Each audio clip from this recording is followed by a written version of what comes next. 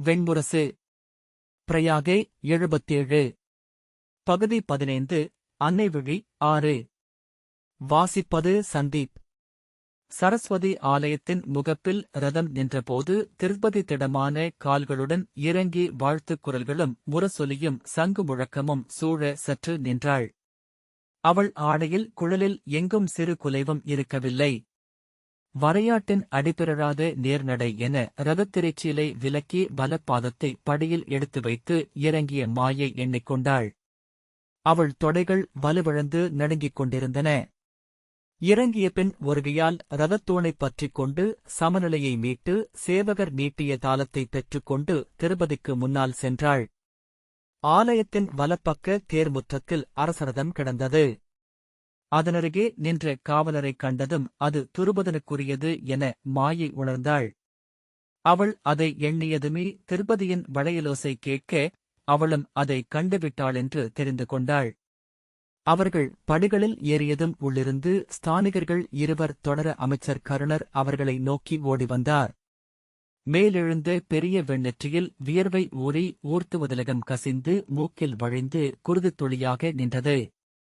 முகமன் சொல்லி வாழ்த்தியபடியே கைகூப்பி நின்றார். மாயை அவரை கடந்து சென்று பின்னால் திரும்பாமல் நின்றாள். கருணர் பிருஷதியிடமும் திருப்பதியிடமும் முறைமை சார்ந்த வரவேற்புச் சொற்களை சொன்ன பின்னர் அரசர் வந்து 2 நாழிகையாகிறது. நீங்கள் வரவில்லையா என்று வினவினார் என்றார். பிருஷதி அவர்கள் கிளம்ப சற்று நேரமாகியது என்றாள். அத்தனை பாஞ்சால மக்களும் ரதவீதிகளில்தான் நின்று கொண்டிருக்கிறார்கள் என்றாள்.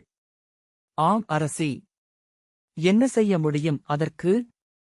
இது அவர்கள் வாழ்க்கையின் பெருநிகழ்வு அல்லவா என்றார் கருணர். மேலும் 108 நாடுகளின் க்ஷத்திரியர்களும் வந்திருக்கிறார்கள். அவர்களின் அரசப்படையினர் காம்பல்யத்தின் விழாக்கோலம் காண தெருக்களில் நிறைந்திருக்கிறார்கள். அவர்கள் பேசிக்கொண்டே படிகடந்ததும் கருணர் மெல்ல, தாங்கள் இங்கே துணை மண்டபத்தில் சற்று ஓய்வெடுக்கலாமே என்றார். பிருஷதி, இல்லை, இன்னும் 2 ஆலயங்களையும் தொழுதுவிட்டால் அரண்மனைக்கு மீள்வோம். அங்கே என்னைக் காத்து ஒப்பனைச் சேடியரும் அணிவணிகரும் அமர்ந்திருக்கின்றனர். நான் சென்றுதான் முடிவெடுக்க வேண்டும் என்றாள். அதற்குள் திருப்பதி, ஆம் அமைச்சரே, சற்று ஓய்வெடுப்போம் என்றாள். எதற்கடி? இதோ இன்னும் 2 ஆலயங்கள் மட்டும்தானே என்றாள் பிருஷதி. திருப்பதி அதற்கு மறுமொழி சொல்லாமல் நடக்க கருணர் வணங்கி, இவ்வழி அரசி என்று கை காட்டினார். துணை மண்டபம் ஒரு பக்கம் மட்டும் திறந்த மரக்கட்டுமானம். அதற்குள் இருந்த மரத்தாலான 4 பீடங்களில் ஸ்தானிகர்கள் விரைவாக வெண்பட்டை விரித்துக் கொண்டிருந்தனர். 2 சேவகர் சுவர்களில் இருந்த கல்லகல்களில் நெய்விட்டு விளக்கேற்றினார்கள். கருணர், அமர்க அரசி. தாங்கள் அருந்த சற்று இந்நீர் கொண்டு வருகிறேன் என்றார். தேவையில்லை என்று பிருஷதி சொல்ல திருப்பதி, கொண்டு வாருங்கள் அமைச்சரே என்றாள். அவர் தலைவணங்கி திரும்பிச் செல்ல திருப்பதி சென்று ஒரு பீடத்தில் அமர்ந்து கொண்டாள். பிருஷதி சலிப்புடன் அருகே அமர்ந்தபடி, எதற்கடி இங்கே? உனக்கென்ன களைப்பு? தேரில் அமர்ந்திருக்கத்தானே செய்தாய் என்றாள். சேவகர் தலைவணங்கி வெளியேறுவதை நோக்கிய பின் திரும்பிய திருப்பதி, அங்கே அரசரும் பட்டத்தரசியும் நின்றிருக்கிறார்கள் என்றாள். பிருஷதி புரிந்து கொண்டு மறுகணம் திரும்பி மாயையை நோக்கினாள். அவ்விழிகளை சந்திக்காமலிருக்கும் காலம் மாயைக்கு அமையவில்லை. தன் விழிகளில் அரசி எதைக் கண்டாள் என்று மாயைக்கு புரியவில்லை. அவள் கடும் சினத்துடன், ஏன் அரசரின் மறுபக்கம் நான் நின்றால் என்ன? நானும் பட்டத்திற்குரிய வேளை என்றாள். திருப்பதியின் நகை விழுந்த விழிகள் வந்து மாயையை தொட்டுச் சென்றன. மாயையின் தோள்கள் மெல்லத் தளர்ந்தன. அன்னையே, தொல்பெருந்தாயின் 5 ஆலயங்களும் 5 பாஞ்சாலக் குடிகளுக்குரியவை. துர்க்கை ஆலயம் சிறுஞ்சேர்களுக்கும், லட்சுமி ஆலயம் கிருவி குலத்திற்கும், சாவித்திரியின் ஆலயம் துர்வாச குலத்திற்கும், பிருதிவி ராதையின் ஆலயம் கேசினி குலத்திற்கும் உரியது. இந்த ஆலயம் சோமக குலத்திற்குரியது. சோமக குலத்து பட்டத்தரசி அகலேக்கே இங்கு முதலிடம். அவள் வேண்டுமென்றே அதைச் சொல்கிறாள் என்று மாயைக்கு புரிந்தது. ஆனால் பிருஷதி சினம் கொண்டு, அப்படியென்றால் அரசரே என்னுடன் மீண்டும் துர்க்கை ஆலயத்திற்கு வரச்சொல். அது எங்கள் குலத்திற்குரியது என்றாள். திருப்பதியின் விழிகள் மாயையை வந்து தொட்டுச் சென்றன.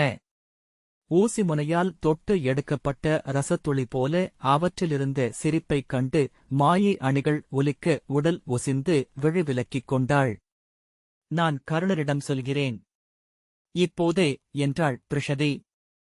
அன்னையே, நாம் திரும்பச் செல்ல முடியாது. அது முறைமை அல்ல என்றாள் திர்பதி. பிருஷதி தளர்ந்து, அப்படி என்றால் இதை வேண்டுமென்றே செய்திருக்கிறார்கள். யார் செய்தது என்றபின் விம்மல் கலந்த குரலில், வேறு யார், அவள் மைந்தன் அல்லவா இப்போது பட்டத்து இளவரசன்? இந்த முதியவர் அந்த புறத்தை விட்டு நீங்குவதே இல்லை. சென்ற பல வருடங்களாக இங்கே அவன் கோல் அல்லவா திகழ்கிறது. எனக்கு நிகழும் அவமதிப்புகள் ஒவ்வொரு நாளும் ஏறித்தான் வருகின்றன என்றாள். கைவளை ஒலிக்க உஜென ஒலி எழுப்பி மேலாடையை இழுத்து தன்மேல் போட்டுக் கொண்டாள். அன்னையே, முற்காலத்தில் பாஞ்சாலத்தை அன்னை அரசியர் ஆண்டதாக சொல்கிறார்களே என்றாள் திர்பதி. பிருஷதி முகம் மலர்ந்து, ஆம், அதெல்லாம் கதைகள். இளவயதில் என் மூதனே என்னை மடியில் அமரச் செய்து அக்கதைகளை சொல்லியிருக்கிறார்கள். பாஞ்சாலத்தின் அரசகுலம் பிறந்தது மாமன்னர் புருவின் குருதியில் இருந்து. அதற்கு முன்பு பாஞ்சாலத்தை ஆண்டவர்கள் மூதன்னையர். அன்னையரின் அவை ஒன்றுக்குத்தான் முழு மண்ணுரிமை. அவர்களில் மூத்தவரை அவை தங்கள் தலைவியாக தேர்ந்தெடுக்கும். அவளே அரசி. ஆண்களெல்லாம் அன்னையருக்கு மைந்தர்களாகி சொல் பணிந்து நடந்தனர் என்றாள். அன்று இங்கே போர்கள் இல்லை. எவரும் மேல்கீழ் என்றில்லை. முற்றரம் திகழ்ந்தது என்கிறார்கள். அரசாளும் மூதன்னை ஒவ்வொரு நாளும் புலர்காலையில் கங்கைக் கரைக்குச் சென்று கை நீட்டி, அன்னையே, இங்கு அறம் திகழ்கிறதென்றால் அசைவற்று நில் என்று சொல்வாள். கங்கை குளமாகத் தேங்கி அசைவிழக்கும். அந்த நீரில் இறங்கி நீராடி மீழ்வாள். அன்று இங்கே வழிபடப்பட்டவள் தெற்கு திசையை ஆளும் உக்ரசண்டி தேவி மட்டுமே. அவள் ஆலயத்திற்குச் சென்றதும் மூதனை கை காட்டும்போது காற்று நின்றுவிடும். தன் கைவிரல் நுனியால் அவள் தொட்டதும் அகநெருப்பால் சுடர் பற்றிக் கொள்ளும். அச்சுடர் ஏற்றி தேவியை வணங்கி மீழ்வாள். அன்னை அமர்வதற்கு கல்லால் ஆன பேரிருக்கை ஒன்று இருந்தது. அவள் ஏந்த பச்சை மரக்கிளையால் ஆன கோல். அவள் மணிமுடி ஒவ்வொரு நாளும் புதுமலர்களைக் கோர்த்து அமைக்கப்படுவது. முடிசூடி கோலேந்தி பீடம் கொண்டு அவள் ஆணையிட்டால் வான்மழை இறங்கியது. மண் முப்போகம் விளைந்தது. 5 பெரும்பருக்களும் அவள் ஆணைக்குக் கீழே அமைந்தன என்றாள் பிருஷதி. திருப்பதி புன்னகையுடன், அவளுக்கு உடைவாள் இல்லை அல்லவா என்றாள். ஆம், நான் சொல்லியிருக்கிறேன் அல்லவா? அன்னையின் சொல்லுக்கே காட்டு விலங்கும் கடும்பகையும் அஞ்சி கட்டப்பட்டன. பேரன்னை ஒருபோதும் படைக்கலம் தொடுவதில்லை என்றாள் பிருஷதி. இறுதி அன்னையின் பெயர் கிருஷ்ணை. உக்ரசண்டிகை போன்று எரிவிழிகளும் கரிய உடலும் கொண்டவள். அவளுக்கு 100 மைந்தர் பிறந்து அனைவரும் இறந்தனர்.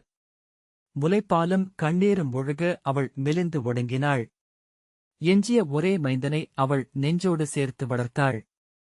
மைந்தன் மேல் கொண்ட பேரன்பால் அவன் சொல்லுக்கு கட்டுப்பட்டாள். ஒருநாள் அவன் மூதன்னையின் கல்லிருக்கையில் கோலேந்தி மணிமுடிசூடி அமர விழைந்தான். அது விலக்கப்பட்டது என்றாள் அன்னை. அவன் அவளிடம் கெஞ்சி மன்றாடினான். உணவொழிந்து ஓடினான். அன்னை அகம் இறங்கி அவ்வாறே ஆகட்டும் என்றாள். அதன்படி ஒருநாள் இரவில் எவரும் அறியாது அவன் அன்னையின் கல்லிருக்கையில் அமர்ந்து முடிசூடி கோலேந்தினான். அப்போது விண்ணில் மேல்திசையில் இடியோசையுடன் பெருமின்னல் எழுந்தது. இந்திரனின் வீரியம் மென்மழையாக அவன் மேல் பொழிந்தது. விண்ணவர்க்கரசன் அவனை மன்னனாக ஏற்றுக்கொண்டான். அதன்பின் அன்னை அவ்வரியணையில் அமர்ந்தால் மேகங்கள் விலகிச் சென்றன. மைந்தன் கோலேந்தினால் மட்டுமே மழை விழுந்தது.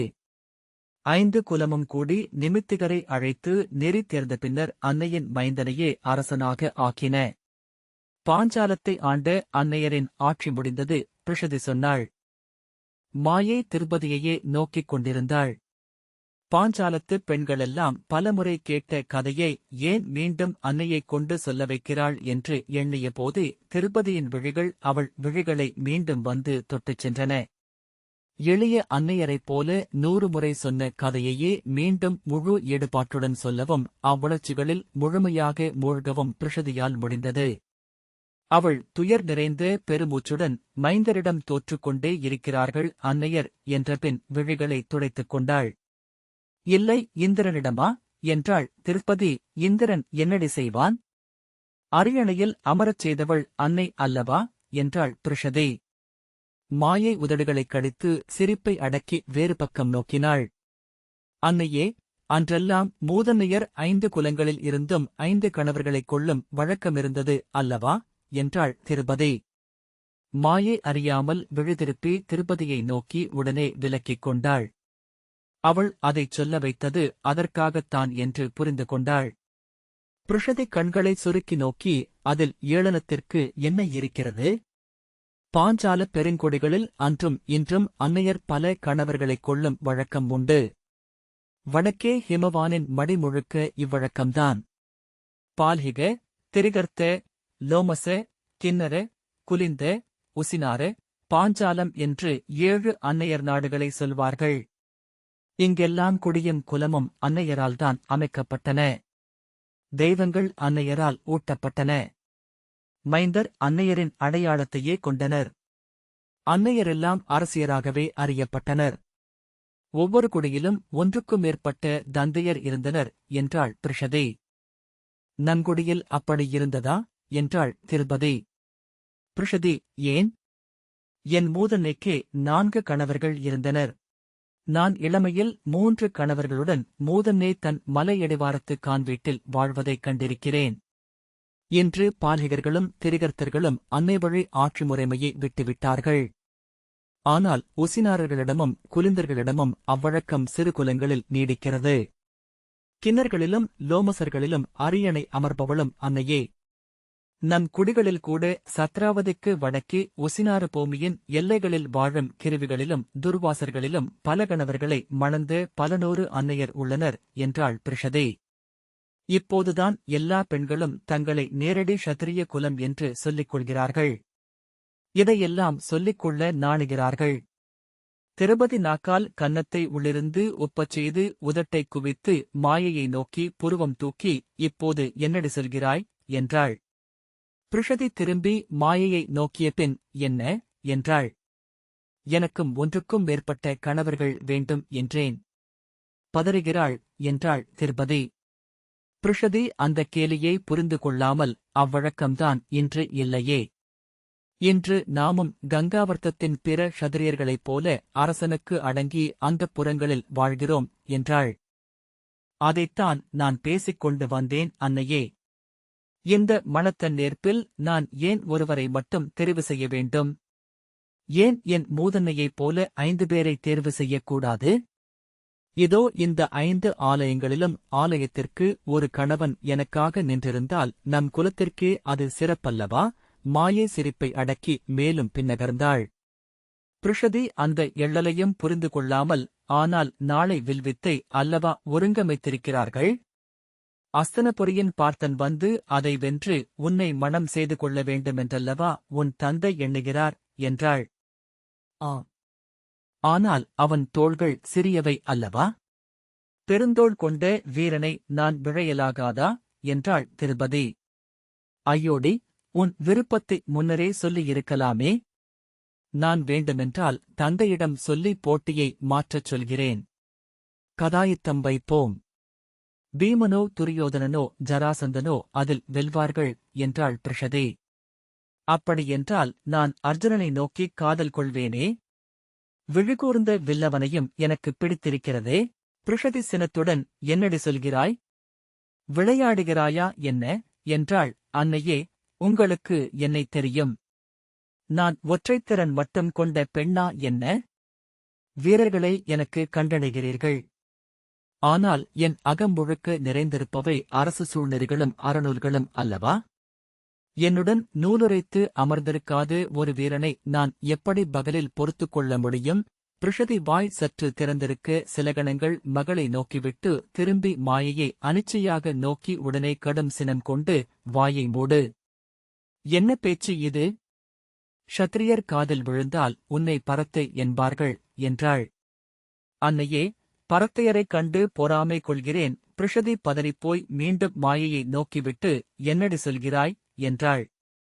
ஆணை அறியத் துடிக்காத பெண் உண்டா? அவர்களல்லவா ஆணை அணுகி உள்ளும் புறமும் அறிகிறார்கள். அத்தனை வகை ஆண்களையும் அறிகிறார்கள். பிருஷதி சினத்துடன் கையை வீசி எழுந்து கொண்டு, நீ என்னை சீண்டுகிறாய். என்னைப் பார்த்தாலே உனக்கு இப்போதெல்லாம் ஏளனம்தான் என்றாள். திருப்பதியும் சிரித்தபடி எழுந்து கொண்டு, உங்களை சினம் கொள்ள வைக்கவே கேட்டேன். விளையாட்டுக்கு என்றாள். இதிலெல்லாமா விளையாடுவது என்றாள் பிருஷதி. திரும்பி மாயையை நோக்கி, என்னடி சிரிப்பு? வெளியே சென்று அரசர் வழிபட்டு விட்டாரா என்று பார் என்று சீறினாள். மாயை வெளியே சென்றபோது கருடர் ஓடிவந்து அரசர் இளைய அரசியை அழைத்தார். அவர்கள் கிளம்பிக் கொண்டிருக்கிறார்கள் என்றார். மாயை உள்ளே சென்று வணங்கி, அரசர் பார்க்க விழைகிறார் என்றாள். பிருஷதி மேலாடையை சரிசெய்து, அந்த பட்டத்துக்காரை சென்று விட்டாளா என்றாள். தெரியவில்லை அரசி என்றாள் மாயை. சென்று பார். அவள் அருகே நின்றாள் என்றால் நான் என்ன செய்வேன் என்றே எனக்குத் தெரியாது. அவள் முகத்தை பார்த்தாலே என்றபின் திரும்பி திருப்பதியிடம், என்ன சிரிப்பு? அவள் முகம் என்ன அரசியின் முகம் போலவா இருக்கிறது? யார் அவள்? மலையடிவாரத்தில் கொடி கொய்து கூடை செய்து கொண்டிருந்தவள் என்றாள். அவர்கள் வெளியே வந்ததும் கருணர் வணங்க, பிருஷதி, என்ன வேண்டுமாம் உங்கள் அரசருக்கு? அவளுடன் கிளம்பி அடுத்த ஆலயத்திற்கு செல்ல வேண்டியதுதானே என்றாள். கருணர், தங்களை பார்க்க வேண்டுமென அரசர் விழைகிறார் அரசி என்றார். என்னைத்தான் தினம் அந்த புறத்தில் பார்க்கிறாரே. அவையில் பார்ப்பதற்கு நான் தேவையில்லை. சோமக குலத்தின் கூடை முடைபவள்தான் தேவை என்றாள். கருணரின் விழிகள் ஒரு கணம் மாயையை வந்து தொட்டுச் சென்றன. மண்டபத்தின் அருகே துருபதன் நின்றிருந்தார். அவர் அருகே சற்று கூன் விழுந்த தோள்களுடன் ஏற்றிக் கட்டிய குடுமி கொண்ட முதிரிளைஞன் ஒருவன் நின்றிருந்தான். அந்தணன் என்பது முப்பிருநூலில் இருந்து தெரிந்தது. அரசருக்கு அப்பால் அகலே மேலாடையை கையில் பற்றியபடி நின்றிருக்க அவள் விழிகள் திரும்பி பிருஷதியை பார்ப்பதை தொலைவிலேயே காண முடிந்தது. கண்களைப் பார். கழுகின் கண்கள். எங்கிருந்தாலும் என்னை பார்த்து விடுவாள். என் உதட்டசைவை கொண்டே நான் பேசுவதை கேட்டு விடுவாள் என்றாள் பிருஷதி. அப்படியென்றால் பேச வேண்டாமே என்றாள் திருப்பதி. ஏன் பேசக்கூடாது? நான் என்ன அவள் அடிமையா?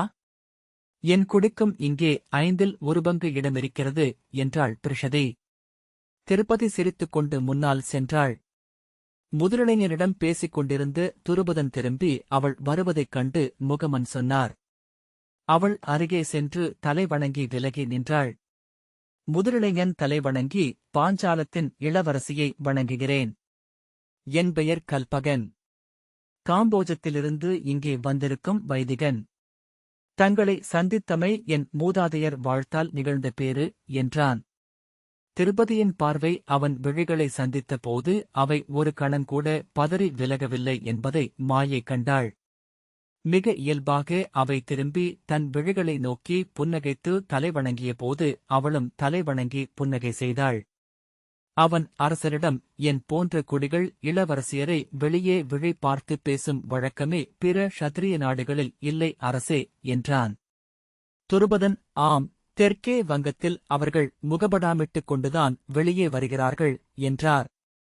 ஆனால் பாஞ்சாலம் என்றுமே பெண்களின் நாடு. கல்பகரே, நீங்கள் வேள்விகள் செய்வதுண்டோ என்றாள் திருப்பதி. துருபதன், இல்லை, இவர் நெறிநூல் அறிஞர். நான் வந்ததுமே ஸ்தானிகர் வந்து சொன்னார். காம்போஜத்தில் இருந்து நெறிநூல் முழுதறிந்த வைதிகர் ஒருவர் வந்திருக்கிறார். சில நாட்களாக இங்கே மாலையில் அவர் நூலுரை நிகழ்த்துகிறார் என்று பார்க்க விழைந்தேன் என்றார். திருப்பதி அவனை நோக்கி புன்னகையுடன், எந்த குருமரபு என்றாள். தைத்திரிய ஞான மரபில் பிங்கல குருமரபு. என் ஆசிரியர் வசிஷ்டரின் வரிசையில் வந்தவர். என்னென்ன நூல் கற்றிருக்கிறீர் என்றாள் திருப்பதி விழிகளை விலக்காமல். அவள் விழிகளை அவ்விதம் சஞ்சலமின்றி நோக்கும் முதல் ஆண்மகன் அவன் என மாயை எண்ணிக்கொண்டாள். பராசர சம்ஹிதையும் வசிஷ்ட நீதியும் முதன்மை நூல்கள்.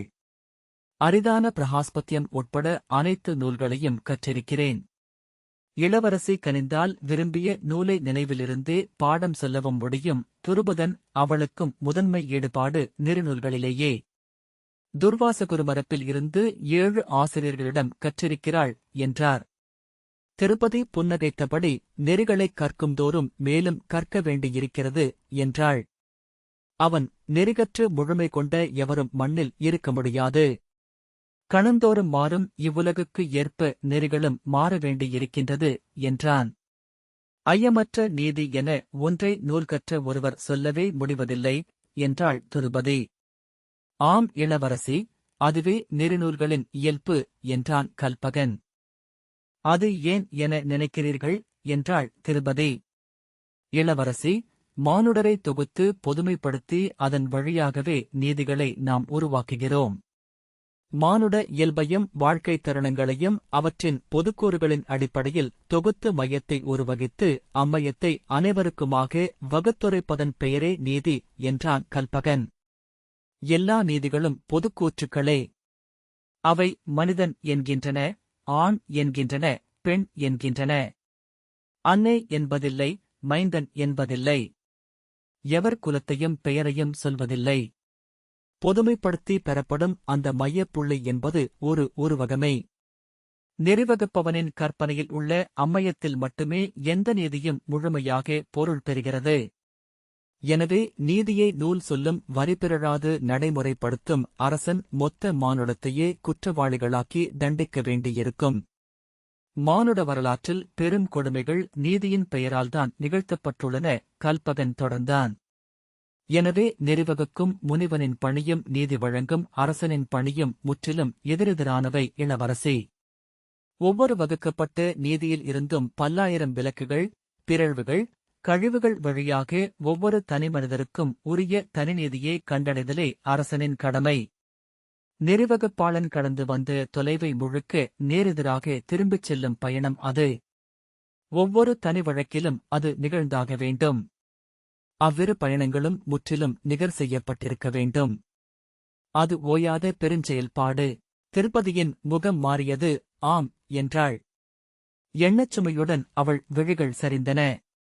பின் காதணி கழுத்தில் மோத நிமிர்ந்து, கல்பகரே, இத்தனை செறிவாக எவரும் என் வினாவுக்கு இன்றுவரை விடை சொன்னதில்லை என்றாள்.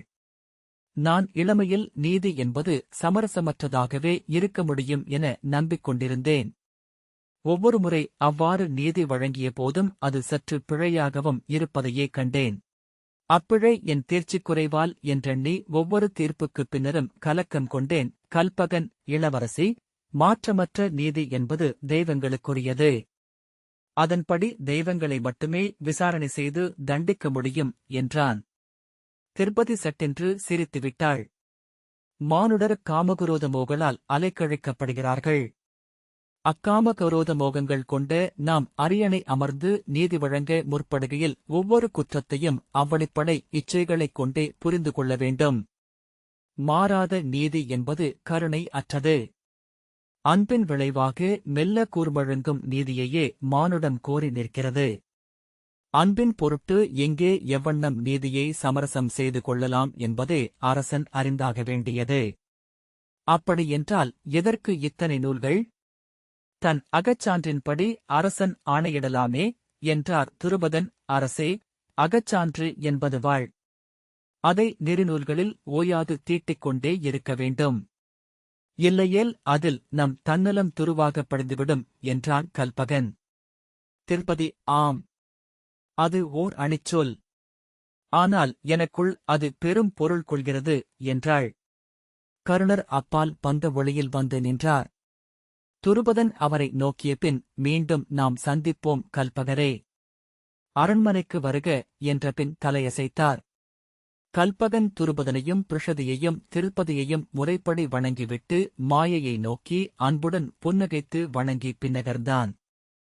திருப்பதி கருவறைக்குள் வெண்டாமரையின் 9 இதழடுக்குகளுக்கு மேல் வெள்ளைக்கலையுடுத்தி யாழ் ஏந்தி நின்றிருந்த சரஸ்வதியை நோக்கி வணங்கினாள். இடதுமேல் கையில் விழிமணிமாலையும் வலது கீழ்க்கையில் ஏடும் அமைந்திருந்தன. இருபக்கமும் நெய்விளக்குகள் அசையாச் சுடர்களுடன் நின்றிருக்க எங்கும் நோக்காத நோக்குடன் தேவி கனவில் ஆழ்ந்திருந்தாள். அவள் கைகூப்பி கண்மூடி ஆழ்ந்து மீண்டு திரும்புகையில் அருகே நின்றிருந்த கல்பகன் விழிகளை சந்தித்தாள். அவளை அதுவரை கூர்ந்து நோக்கி நின்றிருந்த அவன் அவள் நோக்கின் முன் சற்றும் நிலையழியாமல் புன்னகைத்து, தங்கள் விருப்பத் தெய்வம் சொல்மகள் என்று எண்ணுகிறேன் இளவரசி என்றான். திருப்பதி புன்னகைத்து, இல்லை. 5 தேவியர் முன்னரும் ஒன்றையே உணர்கிறேன் என்றாள். அவன் புன்னகை செய்தான். அவள் வாயில் நோக்கி நடக்கையில் துருபதன் அகலேயை நோக்கி, அடுத்து நாம் செல்லவிருப்பது சாவித்ரி தேவியின் ஆலயம் அல்லவா என்றார். அவள் பிருஷதியை ஓரக்கண்ணால் பார்த்தபடி தலையசைத்தாள். செல்வோம் என்றார் துருபதன். அவள் பிருஷதி மேல் விழி நாட்டி தலையாட்டிய பின் முன்னால் செல்ல அவளுடன் துருபதனும் நடந்தார். பிருஷதி மெல்ல ஒரு எட்டு பின்னால் வந்து திருப்பதியிடம் அவள் பார்வை முழுக்க என்னிடமே இருந்தது. பார்த்தாயா என்றாள். தங்கள் பார்வை முழுக்க அவர்கள் மேல்தான் இருந்தது அன்னையே என்றாள் திருபதி. மாயை புன்னகைத்தாள். துருபதன் நின்று திருப்பதி அருகணைந்ததும் மெல்ல, யாரென்று தெரிகிறதா என்றார். திருப்பதி ஆம் என தலையசைத்து புன்னகை செய்தாள். அப்பால் அகலே நின்று அவர் பிருஷதியை அணுகவே பின்னடைந்தார் என்று எண்ணி முகம் சிவந்து கழுத்தைச் சொடுக்கி மேலாடையை விரைவாக இழுத்துக் கொண்டாள். பிருஷதி அதைக் கண்டு புன்னகைத்து திருப்பதியை நோக்கி உதட்டைக் குவித்துக் கொண்டு திருப்பதி திரும்பி மாயையை நோக்கி புன்னகை செய்தாள். வெண்முரசு அனைத்து விவாதங்களும். மகாபாரத அரசியல் பின்னணி வாசிப்புக்காக வெண்முரசு வாசகர் விவாதக் குழுமம். இந்த வாசிப்பை கேட்டதற்கு நன்றி.